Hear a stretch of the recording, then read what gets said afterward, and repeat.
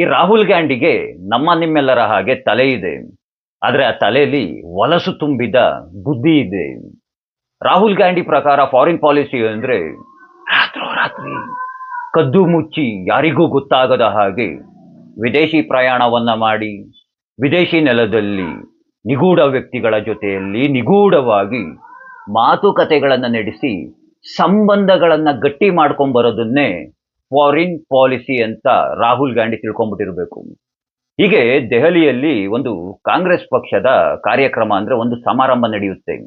ಆ ಸಮಾರಂಭದಲ್ಲಿ ಈ ಸ್ಟ್ಯಾಂಡ್ ಅಪ್ ಕಾಮಿಡಿಯನ್ ಯಾರಳಿ ಈ stand up comedian Rahul Gandhi ವೇದಿಕೆಯ ಮೇಲೆ ಭಾಷಣವನ್ನ ಮಾಡ್ತಾ ಮಾಡ್ತಾ ಮಾಡ್ತಾ ನರೇಂದ್ರ ಮೋದಿಯವರ ಫಾರಿನ್ ಪಾಲಿಸಿ ಹೇಗಿರುತ್ತೆ ಗೊತ್ತಾ ಅಂತ ತೋರಿಸುವಂತಹ ಉದ್ದೇಶದಿಂದ ಅಲ್ಲೇ ವೇದಿಕೆ ಮೇಲಿದ್ದಂತಹ ಸಂದೀಪ್ ದೀಕ್ಷಿತ್ ಇರಬೇಕು, ಆ ವ್ಯಕ್ತಿಯನ್ನ ಕರೆದು ತಮಾಷೆಯಾಗಿ ಓಡೋಗಿ ಹಿಂಗ್ ತಪ್ಕೊಳ್ಳೋದು, ಇದೇ ನೋಡಿ ನರೇಂದ್ರ ಮೋದಿಯ ಫಾರಿನ್ ಪಾಲಿಸಿ ಅಂತ.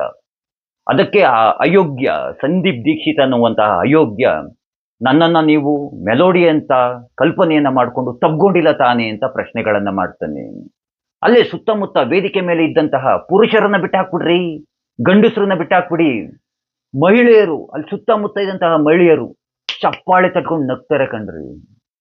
ಎಂತಹ ಮನಸ್ಥಿತಿ ಇವರ ಪಕ್ಷದಲ್ಲಿರುವಂತಹ ಮಹಿಳಾ ಕಾರ್ಯಕರ್ತರದ್ದು, ಎಂತಹ ಮನಸ್ಥಿತಿ ಅಂತ ಅಂದ್ಬಿಟ್ಟು ಒಮ್ಮೆ ನಿಮ್ಮನ್ನ ನೀವೇ ಪ್ರಶ್ನೆಗಳನ್ನ ಮಾಡ್ಕೊಳ್ಳಿ. ನಾವುಗಳು ಟೀಕೆಗಳನ್ನ ಮಾಡ್ಬೋದು ತಾನೆ. ಅದ್ಯಾವ್ದದು ಇವರ ಅಜ್ಜಿ ಯಾವುದೋ ಒಂದು ದೇಶಕ್ಕೆ ಕ್ಯೂಬಾ ಇರಬೇಕು, ಅದು ಕ್ಯೂಬಾ ದೇಶಕ್ಕೆ ಹೋಗ್ಬಿಟ್ಟು ಅಲ್ಲಿ ಅಧ್ಯಕ್ಷನೋ ಉಪಾಧ್ಯಕ್ಷನೋ ಈಗ ಹೋಗಿ ಪ್ರೀತಿಯಿಂದ ತಪ್ಕೋತಾರಲ್ಲ, ಅದು ಯಾವ ಪಾಲಿಸಿ, ಯಾವ ಸಂಬಂಧ ಅಂತ ನಾವುಗಳು ಪ್ರಶ್ನೆಯನ್ನ ಮಾಡ್ಬೋದು, ಕೇಳ್ಬೋದು ತಾನೆ. ನಾವುಗಳು ಟೀಕೆಗಳನ್ನ ಮಾಡ್ಬೋದು ತಾನೆ. ಇವರ ಮುತ್ತಜ್ಜ ನೆಹರು ಬ್ರಿಟಿಷ್ ಮಹಿಳೆಯರನ್ನ ಒಡೋಗಿ ತಪ್ಕೊಳ್ತಾ ಇದ್ರು, ಕಂಡ್ಕಂಡವ್ರನ್ನೆಲ್ಲ ಹೋಗೋಗಿ ತಪ್ಕೊಳ್ತಾ ಇದ್ರು, ಸಿಗರೇಟ್ ಇಡ್ತಿದ್ರು ಬಾಯಿಗೆ. ಅದು ಯಾವ ಪಾಲಿಸಿ? ಈ ಪುಣ್ಯಾತ್ಮ ವೇದಿಕೆ ಮೇಲೆ ನೀವು ತಂಗಿ ಮುತ್ಕೊಟ್ಟಿದ್ರಲ್ಲಪ್ಪ, ಇದ್ಯಾವ ಪಾಲಿಸಿ? ಓಹ್, ಇವೆಲ್ಲ ಕಾಂಗ್ರೆಸ್ ಪಕ್ಷದ ಪಾಲಿಸಿ ಅಲ್ವಾ? ಈ ರೀತಿಯಾಗಿ ಪ್ರಶ್ನೆಗಳನ್ನ ಮಾಡ್ತಾ ಹೋಗ್ತು ಅಂದ್ರೆ ನಮ್ಮ ಬಳಿನೂ ಸಹ ಸಾವಿರಾರು ಪ್ರಶ್ನೆಗಳಿದ್ದಾವೆ. ಎಲ್ಲೆಲ್ಲಿಂದ ಯಾವ್ಯಾವ ರೀತಿಯ ಬೇಕಾದ್ರೂ ಪ್ರಶ್ನೆಗಳನ್ನ ಮಾಡ್ಬೋದು. ಹಾಗಾಗಿ ಹೇಳೋದು ವಿದೇಶಿ ಮಹಿಳೆಯ ಗರ್ಭ ಸಂಜಾತ ಅಂತ. ಏನೇಳಿ? ವಿದೇಶಿ ಮಹಿಳೆಯ ಗರ್ಭ ಸಂಜಾತ ಅಂತ. ಈ ನಮ್ಮ ನೆಲದ, ಈ ನಮ್ಮ ದೇಶದ ಗಾಳಿ ಗಂಧ ಗೊತ್ತಿಲ್ಲದಲೇನೆ ಈ ನೆಲದ ಸಂಸ್ಕೃತಿ ಆಚಾರ ವಿಚಾರಗಳು ಸಂಪ್ರದಾಯಗಳು ಏನೂ ಗೊತ್ತಿಲ್ಲದಂತಹ ತಂದೆ ತಾಯಂದಿರಿಗೆ ಮಕ್ಳೇನಾರು ಹುಟ್ಟಿದ್ರೆ ಇಂಥ ಮಕ್ಳೇನೆ ಹುಟ್ಟೋದು, ಎಂಥ ಮಕ್ಳು ಹೇಳಿ ಇಂಥ ಮಕ್ಳೇನೆ ಹುಟ್ಟೋದು. ನಮ್ಮ ಕರ್ಮಕ್ಕೆ ಅದೇನ್ ಕರ್ಮ ಮಾಡಿದೀವೋ. ಈ ಮನುಷ್ಯ ವಿರೋಧ ಪಕ್ಷದ ನಾಯಕ ಅಂತೆ. ವಿರೋಧ ಪಕ್ಷದ ನಾಯಕ ಅಂದ್ರೆ ಹೆಂಗಿರ್ಬೇಕು? ಒಂದು ಗಾಂಭೀರ್ಯತೆ ಅನ್ನೋದು ಇರಬೇಕು, ಎದುರ್ಕೊಳ್ಬೇಕು ಆಡಳಿತ ಪಕ್ಷದವರು. ಆಡಳಿತ ಪಕ್ಷದವ್ರು ಈ ಮನುಷ್ಯ ನೋಡಿದ್ರೆ ಎದುರ್ಕೊಳ್ಳೋದೇ ಇಲ್ಲ. ಈ ಮನುಷ್ಯನೇ ಕಾಮಿಡಿ ಪೀಸ್ ಮಾಡ್ಕೊಂಡ್ಬಿಟ್ಟವ್ರೆ.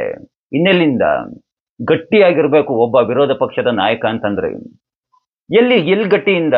ಓದಲ್ಲಿ ಬಂದಲ್ಲಿ ಎಲ್ಲಾ ಕಡೆ ಒಳ್ಳೆ ಕಾಮಿಡಿಯಾಗಿ ಒಳ್ಳೆ ಚೈಲ್ಡ್ಗಳು ಆಡೋದಿಲ್ಲ. ಆ ಚೈಲ್ಡ್ಗಳು ಆಡೋದಿಲ್ವಾ ಆ ಸ್ಟೇಜ್ ಮೇಲೆ ಹೋಗ್ಬಿಟ್ಟು? ಆ ರೀತಿಯಾಗಿ ಈ ಮನುಷ್ಯ ಇನ್ನೇನ್ ವಿರೋಧ ಪಕ್ಷ, ಇನ್ಯಾರು ಎದುರ್ಕೊಳ್ತಾರೆ? ಈ ಮನುಷ್ಯನ್ಗೆ ಯಾರು ಎದುರ್ಕೊಳ್ತಾರ? ಸುಮ್ನೆ ಹೇಳ್ಕೋಬೇಕಷ್ಟೇ ಮೀಡಿಯಾಗಳ ಮುಂದೆ, ನನ್ನ ನೋಡಿ ಎದುರು ಓಡೋಗ್ಬಿಟ್ರು ಹಾಗೆ ಅಂತ. ಯಾವನೂ ಎದುರ್ಕೊಳ್ಳೋದಿಲ್ಲ ಈ ಮನುಷ್ಯನ್ ನೋಡಿದ್ರೆ. ಇಂತಹ ಈ ಪುಣ್ಯಾತ್ಮನನ್ನ, ಈ ಸ್ಟ್ಯಾಂಡ್ ಅಪ್ ಕಾಮಿಡಿಯನ್ನ ಈ ದೇಶದ ಪ್ರಧಾನಮಂತ್ರಿಯನ್ನಾಗಿ ಮಾಡಬೇಕು ಅಂತ ಈ ಗುಲಾಮ ಪಡೆಗಳು ಕನಸನ್ನ ಕಾಣ್ತಾ ಇದ್ದಾವೆ. ಹೇ, ಈ ಮನುಷ್ಯನಾದ್ರೂ ಈ ನಮ್ಮ ದೇಶದ ಪ್ರಧಾನಮಂತ್ರಿ ಆಗೋಗ್ಬಿಟ್ರೆ ಮುಗ್ದೋಗ್ಬಿಡ್ತು ಕತೆ. ಈ ನಮ್ಮ ದೇಶನ ಇಡೀ ಪ್ರಪಂಚ ಕಾಮಿಡಿ ಪೀಸ್ನಾಗಿ ಮಾಡ್ಕೊಂಡ್ಬಿಡ್ತದೆ. ಯುವ ನಾಯಕ.